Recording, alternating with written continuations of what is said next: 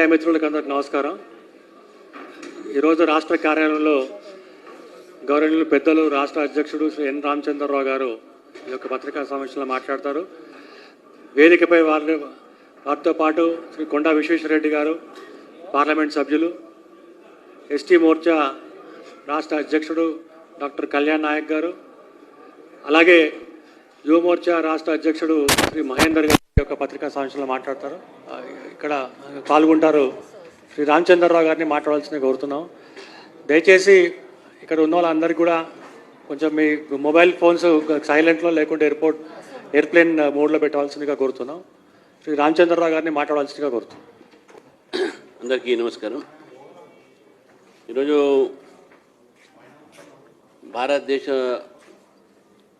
చరిత్రలో, టాక్సేషన్ చరిత్రలో, పన్ను వ్యవహారాల్లో భారత ప్రభుత్వం నిర్మలా సీతారామన్ గారి ద్వారా పేద ప్రజలకు, ఈ దేశంలో అదేవిధంగా దేశ ప్రజలకు, అనేక వర్గాలకు, ముఖ్యంగా రైతులకు, విద్యార్థులకు, మహిళలకు, మధ్యవర్తి తరగతులకు ఒక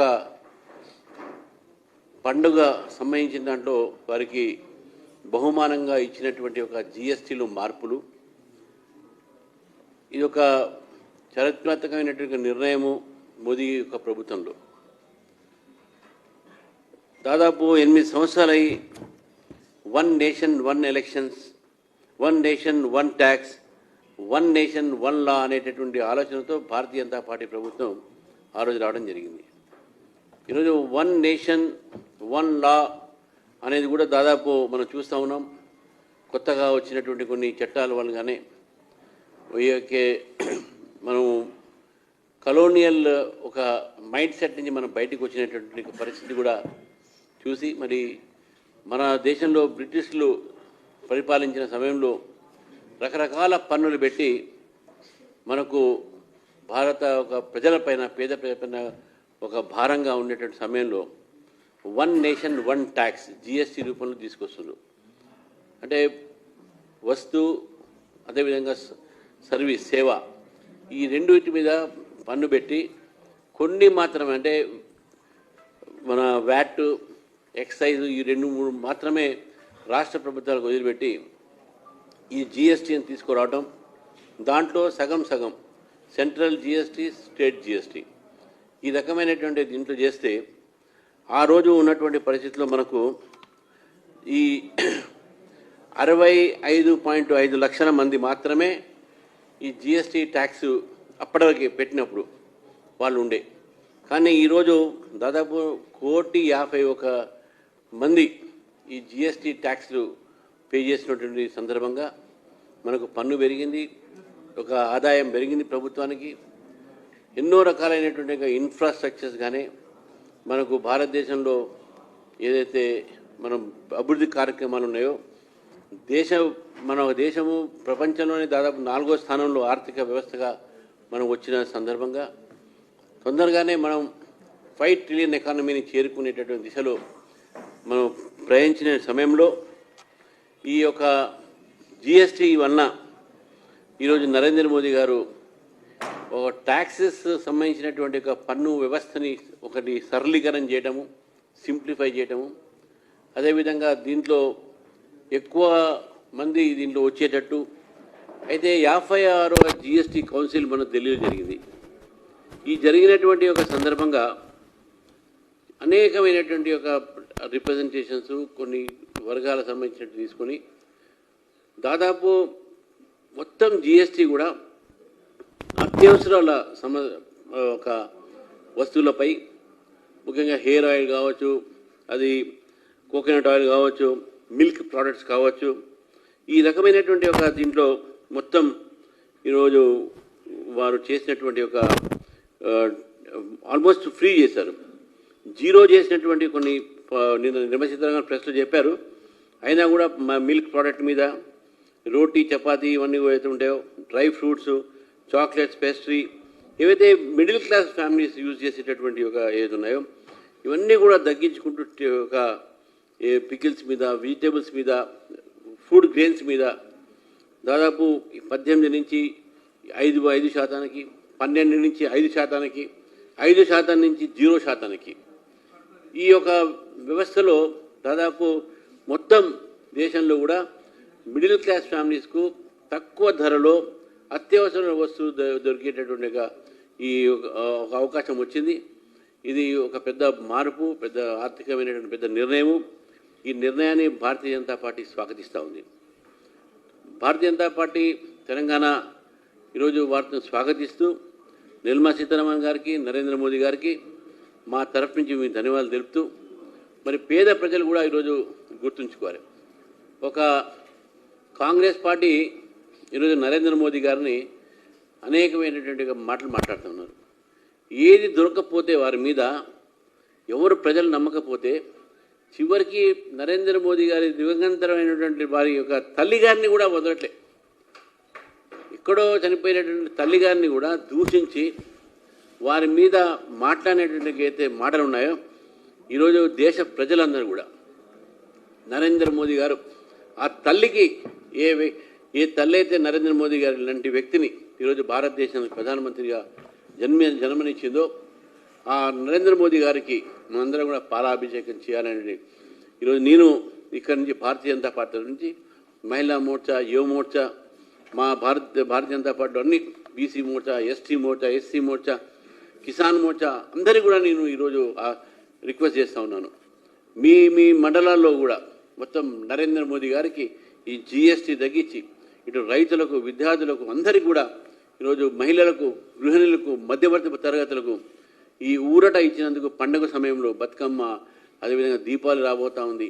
మరి ఇప్పుడు రకరకాలైనటువంటి మనకు పండుగల సందర్భంగా, వినాయక చవితి, నవరాత్రుల సందర్భంగా ఇది ప్రకటించినందుకు అందరూ కూడా పాలాభిషేకం చేయాలి రేపు అని అందరినీ కూడా కోరుతా ఉన్నాను. ఇది భారతీయ జనతా పార్టీగా నిర్ణయం తీసుకుని జరిగింది. నేను మా మోర్చా వాళ్ళందరూ కూడా కార్యకర్తలు అందరూ కూడా రేపు నుంచి ఈ కార్యక్రమం అన్ని మండలాల్లో కూడా చేస్తారు. ఒకటి. రెండోది, రేపు 6వ తారీఖు నాడు ఇది భాగ్యనగర్ గణేష్ ఉత్సవ సమితి సందర్భంగా వారు కార్యక్రమం చేసిన కూడా అమిత్ షా గారు హైదరాబాద్కు వస్తున్నారు. ఇది కేవలం మీ సూచనకు, ఇన్ఫర్మేషన్ కోసం మాత్రమే. 1:30కి వచ్చి మళ్ళీ వారు 5 o'clock వెళ్ళిపోతారు. 2-3 అఫీషియల్ కార్యక్రమాలు కూడా వర్చువల్గా ఇనాగ్రేట్ చేసి ముజంజాహి మార్కెట్లో భాగ్యనగర్ గణేష్ ఉత్సవ్ సమితి వారి యొక్క ఆహ్వానం వారు ఒప్పుకొని అక్కడ ఉన్నటువంటి ఒక శోభాయాత్రని వారు చూసి ఒక 10 నిమిషాలు మాట్లాడి వారు వెళ్ళడం జరుగుతుంది. వారు ఒప్పుకున్నందుకు కూడా హైదరాబాద్ రావడానికి కూడా వారిని భారతీయ జనతా పార్టీ తరఫు నుంచి నేను స్వాగతిస్తూ ఉన్నాను. ఇప్పటివరకైతే అది ఏం లేదు. ఎందుకంటే మాకు ఉన్నటువంటి పార్టీ నేతలు కూడా జిల్లాలలో వాళ్ళ కార్యక్రమాలు ఉంటారు. ఇప్పుడు నిర్ణయం తీసుకోవాలి. ఇప్పుడే డీటెయిల్స్ ప్రోగ్రామ్ వచ్చింది. అవైలబుల్ పార్టీ లీడర్స్తోనా లేకుంటే ఎట్లా అయిందని ఇంతవరకైతే దాని మీద నిర్ణయం కాలేదు. బట్ డెఫినెట్గా పార్టీ లీడర్లు ఎయిర్పోర్ట్లోనూ ఇక్కడ కలవడం జరుగుతుంది. ఏ అవినీతి పరులకైనా సరే మా పార్టీలో స్థానం లేదు. అది కవిత కానీ, బబిత కానీ.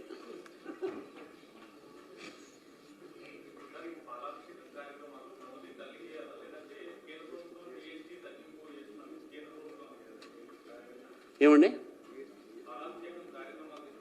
జిఎస్టీ కేంద్ర ప్రభుత్వానికి జీఎస్టీ నరేంద్ర మోదీ గారి ప్రభుత్వం తీసుకొని ఈరోజు మొత్తం చాలా వర్గాలకు ఊరట వచ్చింది. ధరలు తగ్గుతున్నాయి, అత్యవసర ధరలు తగ్గుతున్నాయి. కూరలు, నూనె, పాలు సామాగ్రిలు ఇవన్నీ కూడా తక్కువ ధరలు వస్తున్నాయి. ఒక మంచి నిర్ణయం ఇది. అంటే ప్రపంచంలో టారిఫ్, మన యుఎస్ టారిఫ్ పెట్టిన తర్వాత చాలామందికి ఒక భయం వేసింది. అబ్బో ఇక భారతదేశంలో ఏమవుతుందో, రేట్లు పెరుగుతాయో, అమెరికా ట్యాక్స్ చేస్తుండో. మేము అమెరికా మీద, రష్యా మీద డిపెండ్ అయ్యే దేశం కాదు. ఇది స్వాభిమానంతో ఆత్మనిర్భర భారత్. ఇప్పుడు ఆత్మనిర్భర వికసిత్ భారత్. మీరు ఏ టారిఫ్ పెట్టినా మా రేట్లు మేము తగ్గించుకుంటున్నాం. ఆ ధైర్యం ఏ ప్రపంచంలో ఏ దేశానికి లేదు. ఈరోజు అన్ని దేశాలు భయపడతా ఉన్నాయి ఈ టారిఫ్స్తోని. కానీ మేము మాత్రం తగ్గించి ఈరోజు భారత ప్రభుత్వం ఈరోజు made in India, make in India అనేటటువంటి కాన్సెప్ట్ని ముందు తీసుకువచ్చి 28% నుంచి దాదాపు 18% దాకా జిఎస్టీని మేము తగ్గించినాం చాలా ప్రోడక్ట్లో. 12 నుంచి 5 తీసుకుపోయినాం. 5% ఉన్నటువంటి జిఎస్టీని 0% చేసినాం. ఈ ధైర్యము కేవలం మోదీ గారి యొక్క ప్రభుత్వానికి ఉంది. దీంతో ప్రజలకు మంచి జరుగుతుందని చెప్పేసి నేను అందరూ కూడా భావిస్తున్నాను. రెండో విషయం ఏంటంటే, మీరు చెప్పినట్టు ఆ జిఎస్టీ సంబంధించినటువంటి ఒక ప్రపంచం మొత్తంలో కూడా ఏ ప్రభుత్వం అయితే జిఎస్టీ ఇంట్రడ్యూస్ చేసిందో నెక్స్ట్ ఎలక్షన్స్లో యూరోప్లో అనేక దేశాల్లో ఆ ప్రభుత్వం రాలే. కానీ భారతదేశంలో జిఎస్టీ 1 నేషన్ 1 ట్యాక్స్ పెట్టిన తర్వాత 2 సార్లు ప్రభుత్వంలో వచ్చింది భారతీయ జనతా పార్టీ ఎన్డీఏగా. కాబట్టి ఈ సింప్లిఫైయింగ్ ట్యాక్సేషన్, సింప్లిఫైడ్ ట్యాక్స్, దీనిలో అన్ని చోట కూడా ఇప్పుడు ఎంత ట్యాక్స్ బేస్ పెరిగింది. గతంలో tax base only few lakhs, 100 కోట్ల జనాభాలో కేవలం కొంతమంది మాత్రమే ట్యాక్స్ కట్టేవాళ్ళు. కానీ ఇప్పుడు ట్యాక్స్ బేస్ పెరిగింది. అదేవిధంగా ఇన్కమ్ ట్యాక్స్ బేస్ కూడా పెరిగింది. జిఎస్టీ ట్యాక్స్ పెరిగింది చూడండి. గత 2018 నుంచి ఇప్పటి వరకు 66 లక్షల నుంచి 1,50,00,000 దాకా పెరిగింది. సో కాబట్టి మన దేశానికి, మన ఆర్థిక వ్యవస్థకు మంచిదని చెప్పేసి ఈ సందర్భంగా తెలియజేస్తుంది.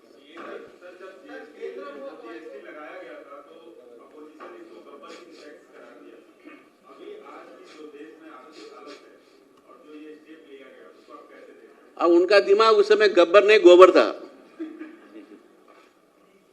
मैं वही देखूंगा. कभी भी हो दूर दृष्टि से देश के बारे में सोचना चाहिए. देश के हित में जो करेगा काम उसको मिलेगा इनाम, और वो इनाम देश की जनता ने मोदी जी को दिया है 3 बार आज देश को सत्ता में लाने के लिए. तो मैं यही समझता हूं कि जो विपक्ष है ये सोच नहीं सकती है. हालांकि कांग्रेस पार्टी विपक्ष जो है उस समय 2014 से पहले जो सत्ता में थी, हम विपक्ष में थे, उस समय जीएसटी का जो अंकुरार्पण किया था, जीएसटी के बारे में जो लाना चाहती थी वो कांग्रेस सरकार थी. वो ला नहीं सकी, हम ला के बताए. वो कैसे बोल सकते हैं, कैसे विरोध कर सकते हैं? 2 जीभ नहीं रहना चाहिए किसी को, एक ही बात पे उनको रहना चाहिए. ये जो है उनकी हिपोक्रेसी, अपोजिशन की हिपोक्रेसी थी कि जीएसटी को उन्होंने किया. आज जीएसटी दुनिया में सबसे बड़ा, आज भारत देश में जो टैक्स सिस्टम है, सबसे ज़्यादा रेवेन्यू भारत को आ रहा है, और इसमें कोई भी इसको इनकार नहीं कर सकता है.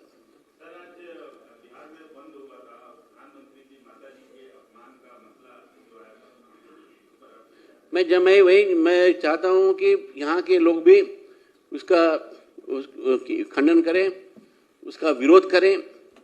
बिहार में उन्होंने बात किया, इसलिए बंद तो किया है, लेकिन हम गौरव करते हैं माता जी का, मोदी जी का, माता जी का, और इसलिए हम जो है वो माँ को गाली देंगे. लेकिन जिस माँ ने मोदी जी को जन्म दिया है और जिस मोदी ने आज देश की जनता के लिए इतना बड़ा आज राहत दी है जीएसटी के नाम पर, उनको हम कल जो है दूध से उनका अभिषेक करेंगे.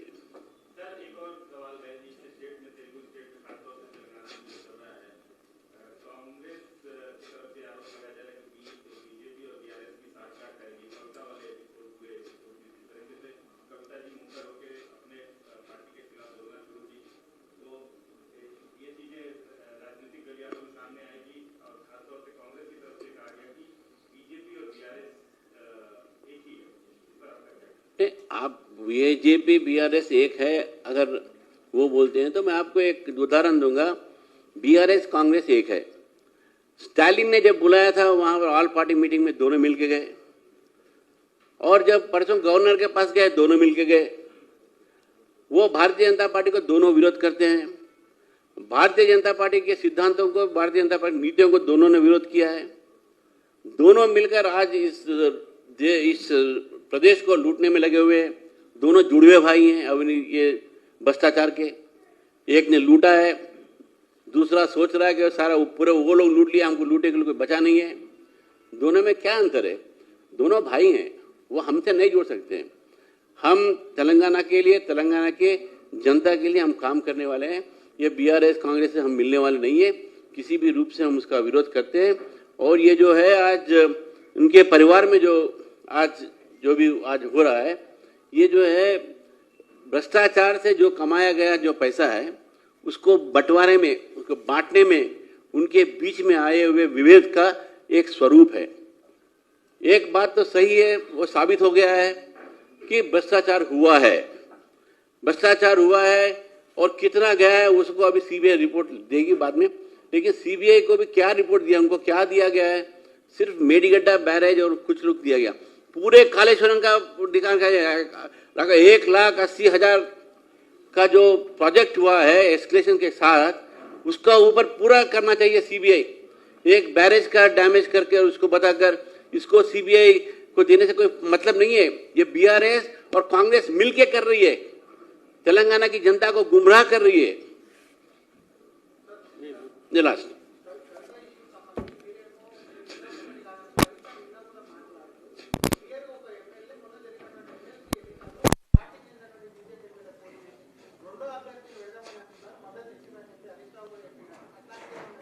ఇప్పుడు ఆమె గురించి నేను మాట్లాడే అవసరం లేదు. నేను స్టేట్ ప్రెసిడెంట్ని, నేను చెప్పిన వాళ్ళ కుటుంబంలో గొడవ నడుస్తుంది, అంతేకాని ఆమె చెప్పిన స్టేట్మెంట్లో మీరు మీరు రియాక్షన్ అవుతుంటే పెద్ద రియాక్షన్ అయ్యేంత నాకైతే నేనైతే రియాక్ట్ కావాల్సిన అవసరం లేదు. అవన్నీ ఎలిగేషన్స్ చాలామంది చేస్తుంటారు, పెద్ద మీరు కూడా సీరియస్ తీసుకోకండి. అది రైట్.